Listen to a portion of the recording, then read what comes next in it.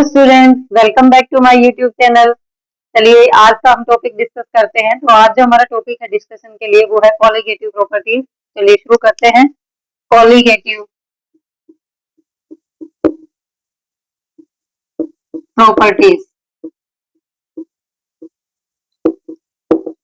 सबसे पहले तो ये पता होना चाहिए कि कॉलिगेटिव प्रॉपर्टीज होती क्या है। तो ये प्रॉपर्टीज किस पर डिपेंड करती है? Number of particles of solute not on their nature.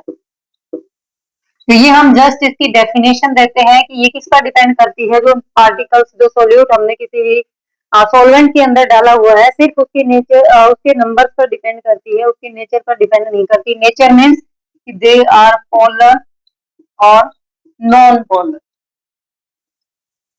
तो इनकी नेचर पर ये डिपेंड नहीं करती। तो इनको क्या कहते हैं हम? Colligative properties. तो जो हमारे टाइप्स ऑफ कॉलिगेटिव प्रॉपर्टीज देखते हैं इसमें, तो हमारे जो टाइप्स ऑफ कॉलिगेटिव प्रॉपर्टीज है वो कितनी है?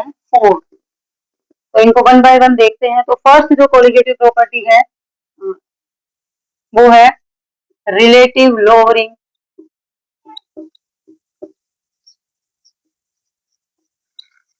इन vapour pressure. First one is relative lowering in vapor pressure. Second one, elevation in boiling point.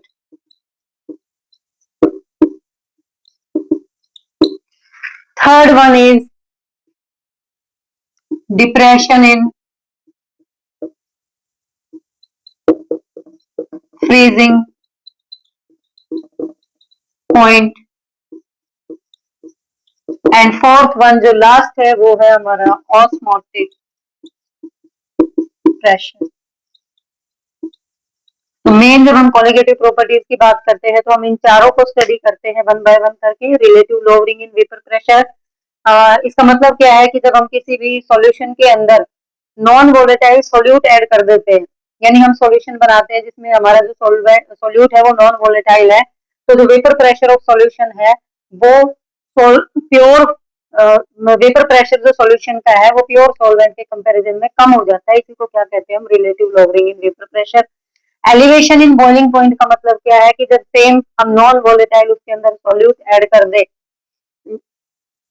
या कोई भी सॉल्यूट उसके अंदर जब हम ऐड कर देते हैं तो उसकी वजह से जो बॉइलिंग पॉइंट जो प्योर कंपोनेंट का होता है उसके कंपैरिजन में जो सॉल्यूशन है उसका बॉइलिंग पॉइंट बढ़ जाता है। और थर्ड जो होता है डिप्रेशन इन फ्रीजिंग पॉइंट का मतलब है कि फ्रीजिंग पॉइंट नॉर्मल जैसे वाटर का फ्रीजिंग पॉइंट जो होता है वो 0 डिग्री सेल्सियस होता है, लेकिन इसके अंदर हमने कोई सॉल्यूट ऐड कर दिया तो वाटर का जो फ्रीजिंग पॉइंट होता है वो माइनस में चला जाता है। माइनस का मतलब है कि वो 0 से माइनस की तरफ शिफ्ट हो जाता है। तो इसको क्या कहते हैं हम?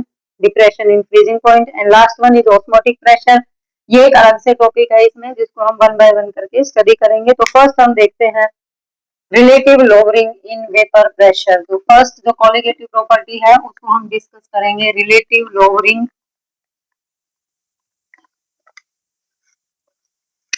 Relative lowering in vapour pressure. तो इसको पहले हम एक एग्जांपल लेते हैं इसका। मान लिया ये मेरे पास एक कंटेनर है, एक बीकर है जिसके अंदर मैंने सॉल्यूशन बना रखा है, और उस सॉल्यूशन में जो हमारा सॉल्वेंट है वो है H2O यानी वाटर है, और इसके अंदर मैंने क्या डाल दिया? Sodium chloride, NaCl। तो NaCl जो होता है जैसे ही इसको पानी में डालते हैं तो ये किस में कन्वर्ट हो जाता है? Sodium ion and Cl minus ion. दूसरा हम एक प्योर फॉर्म में इसको ले लेते हैं। जब ये प्योर फॉर्म में है तो यहाँ सरफेस पर सारे के सारे जो मॉलिक्यूल्स है वो किसके हैं? वाटर के। यानी हम ये कह सकते हैं यहाँ पर कि यहाँ पर सरफेस एरिया क्या है?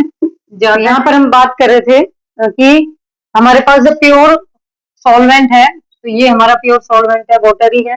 इसके अंदर हमने ये सरफेस किसने ऑक्यूपाई कर रखी है? जो वाटर मॉलिक्यूल्स है। तो जो वेपर्स में जाने का मतलब क्या है कि जितना ज्यादा सरफेस एरिया होगा वाटर के उतने ही ज्यादा मॉलिक्यूल्स जो है वो वेपर में जाएंगे, और मान लिया ये कंटेनर क्लोज है, तो यहाँ पर क्या होगा, एक वेपर प्रेशर जनरेट हो जाएगा। तो उसी, और वो वेपर प्रेशर हम कब मेजर करते हैं, एट इक्विलिब्रियम कंडीशन पे। तो यहाँ पर हम सिंपली ये कह सकते हैं कि सरफेस एरिया जितना ज्यादा होगा, रेट ऑफ इवापोरेशन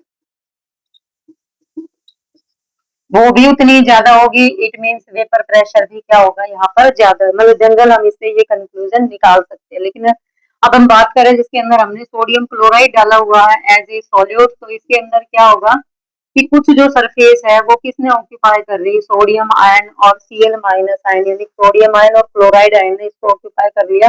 तो इसकी वजह से जो वाटर मॉलिक्यूल जो सरफेस पर थे उसका नंबर क्या हो गया, कम हो गया। तो सरफेस एरिया डिक्रीज हो गया, तो इवापोरेशन भी क्या हो जाएगा, डिक्रीज। वेपर प्रेशर भी क्या हो जाएगा, कम। तो यहाँ से हम ये कंक्लूड कर सकते हैं कि जब भी हम किसी भी सॉल्वेंट के अंदर कोई नॉन वोलेटाइल सॉल्यूट ऐड कर दे, तो उसकी वजह से जो वेपर प्रेशर है सॉल्यूशन का, वो प्योर सॉल्वेंट के कंपैरिजन में हमेशा कम होगा। तो इसी को क्या कहते हैं हम, लोअरिंग इन वेपर प्रेशर। तो आई थिंक ये कंसेप्ट आपको समझ आ गया होगा। तो अब इसको हम देखते हैं कि अगर एग्जाम में इसका डेरिवेशन पूछते हैं तो उसको हम कैसे करेंगे, तो उसको देख लेते हैं। हमने माना कि जो हमारा सॉल्यूशन है उसके अंदर दो कंपोनेंट है, एक हमारा सोल्यूट है और एक सॉल्वेंट है, या ये कह सकते हैं कि जो हमारा सॉल्यूशन है वो कैसा है, बाइनरी। बाइनरी का मतलब क्या है, जिसके अंदर एक सोल्यूट हो और एक सॉल्वेंट हो।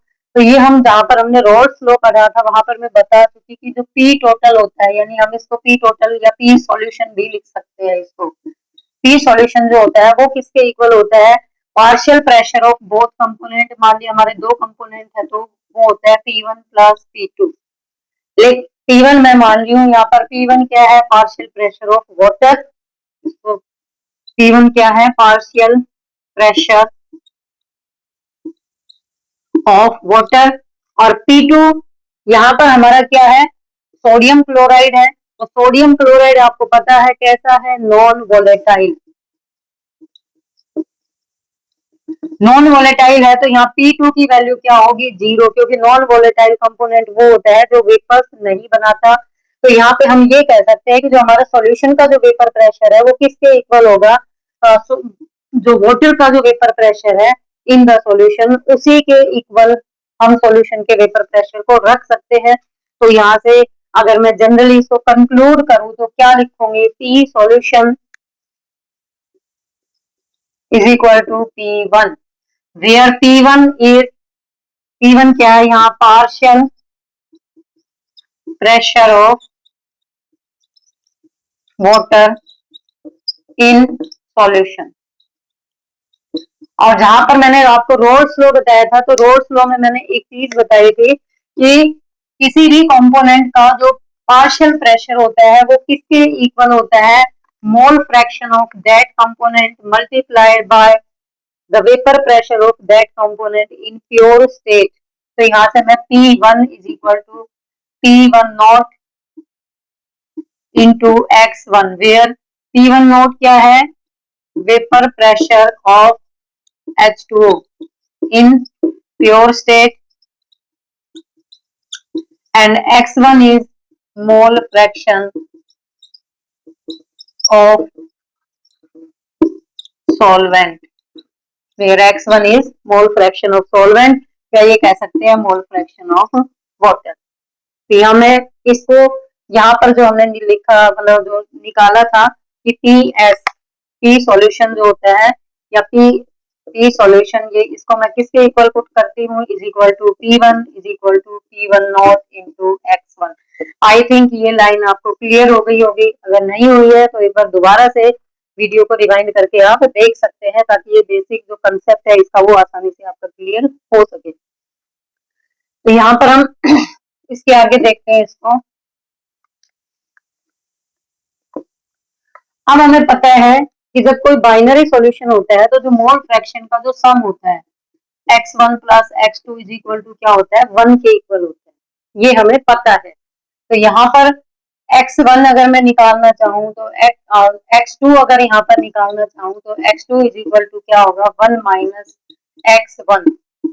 यानी जो भी कोई बाइनरी सॉल्यूशन होगा उसमें जितने भी कंपोनेंट्स होते हैं उन सबके मोल फ्रैक्शन का जो सम होता है वो किसके इक्वल होता है, 1 के इक्वल होता है। तो ये हमारा आ गया P solution is equal to P1 is equal to P1 not into x1। अब यहाँ पर हमारा ये आया था P solution is equal to क्या है, P1, या इसको हम P1 नॉट इंटू x1 के इक्वल लिख सकते हैं। अब चेंज इन वेपर प्रेशर, या इसको हम कह दे लोअरिंग इन वेपर प्रेशर, यानी इसको हम क्या लिखेंगे, delta P. Delta P means change, कितना चेंज हुआ। तो प्योर सॉल्वेंट का वेपर प्रेशर ज्यादा था लेकिन सॉल्यूशन का कम था, तो हम इसको क्या लिखेंगे, P1 not minus P1 not into x1। तो ये चीज क्यों लिखी, क्योंकि प्योर सॉल्वेंट का वेपर प्रेशर ज्यादा था, लेकिन जब हम उसमें नॉन वोलेटाइल सोल्यूट ऐड कर देते हैं तो उसका वेपर प्रेशर क्या हो रहा है, कम हो रहा है, इसलिए हमने यहाँ पर ये लिखा। अब यहाँ से जो कॉमन है उसको निकाल लेते हैं, तो P1 नॉट 1 माइनस x1, और ये मैं पहले बता चुकी, 1 माइनस x1 जो है वो किसके इक्वल है, हमारा x2 के। तो यहाँ पर हम क्या पुट कर सकते हो, P1 नॉट इंटू x2। तो यहाँ पर हो गया ये डेल्टा P। P1 नॉट जो भी हमारा सॉल्वेंट है उसके लिए वैल्यू कांस्टेंट है, तो यहाँ पर क्या कह सकती हूँ मैं, delta P is directly proportional to x2 means relative lowering, sorry, lowering in vapor pressure is directly proportional to mole fraction of solute. x2 is mole fraction of solute. Relative lowering in vapour pressure जो है वो directly किस पर depend करती है, mole fraction of solute पर। तो ये हमारा एक जनरल कंक्लूजन आया है। इसके आगे क्या देखेंगे हम, यहाँ पर ये लोअरिंग इन वेपर प्रेशर निकाला था, तो आगे हम देखेंगे रिलेटिव लोअरिंग। रिलेटिव लोअरिंग का मतलब क्या है, डेल्टा पी मीन्स हम क्या निकाल सकते, lowering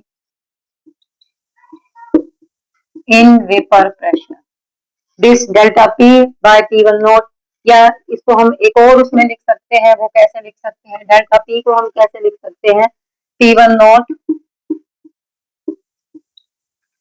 minus P divided by P1 not, यहाँ ये क्या है हमारा P solution divided by P1 not is equal to x2। ठीक है, अब इसको देखते हैं, ये कब है हमारे पास, यहाँ पर 3 फैक्टर्स हैं, 3 में से कोई भी 2 गिवन हो तो हम इस थर्ड को यहाँ से इजिली न्यूमेरिकल पर्पस के लिए कैलकुलेट कर सकते हैं। लेकिन अगर हमें क्या पूछे, मोलर मास पूछ ले, चाहे सोल्यूट का या सॉल्वेंट का, तो उसके लिए एक नया रिलेशन निकालना पड़ेगा। तो वो क्या होता है, P1 not minus P solution divided by P1 not is equal to x2 means mole fraction of that component divided by total number of moles. अगर हमारा सॉल्यूशन डाइल्यूट है, डाइल्यूट मींस उसमें N2 की वैल्यू जो है वो N1 के comparison में बहुत ही कम है, तो यहाँ पर मैं ये कह सकती हूँ N2 is very very less than 1, sorry N1, तो कैन बी नेग्लेक्टेड, यानी N2 को हम यहाँ डिनोमिनेटर से नेग्लेक्ट कर सकते हैं। तो यहाँ पर क्या आएगा, P1 not minus P solution divided by P1 not is equal to N2 upon N1। N2 means number of moles of solute, N1 means number of moles of solvent। तो अगर इसको नंबर ऑफ मोल्स हम कैसे calculate करते हैं ये आप लोगों को अच्छे से पता है कि given mass by molar mass. तो यहाँ से क्या लिख सकती हूँ, P1 not minus P solution divided by P1 not is equal to N2 means W2 by M2 and N1 means divided by W1 upon M1। इसको पलट देंगे तो आंसर हमारा क्या आएगा, P1 not minus P solution divided by P1 not is equal to W2 upon M2 into M1 by W1। तो ये जो हमारा फाइनल जो न्यूमेरिकल पर्पस के लिए दूसरा जो सॉल्यूशन होता है जो एग्जाम में पूछा जाता है, तो वो ये है। तो इसको अब हम कैसे निकाल सकते हैं, मतलब यहाँ पर कितने फैक्टर्स हो गए, टोटल 6 फैक्टर्स हो गए, 6 में से कोई भी 5 गिवन है तो 6 को आप इजीली कैलकुलेट कर सकते हैं। अब इसको ये देख लेते हैं, यहाँ W2 क्या है, mass of solute, M2 molar mass of solute, W1 mass of solvent, and m1 molar mass of solvent. ठीक है, आई थिंक आपको ये टॉपिक क्लियर हो गया हो। तो अगर आपने इस वीडियो को देखा है तो थैंक यू, एंड नोट्स जरूर बना लेना ताकि वो आपके एग्जाम में काम आ सके। Again thank you very much for watching this video. Thank you.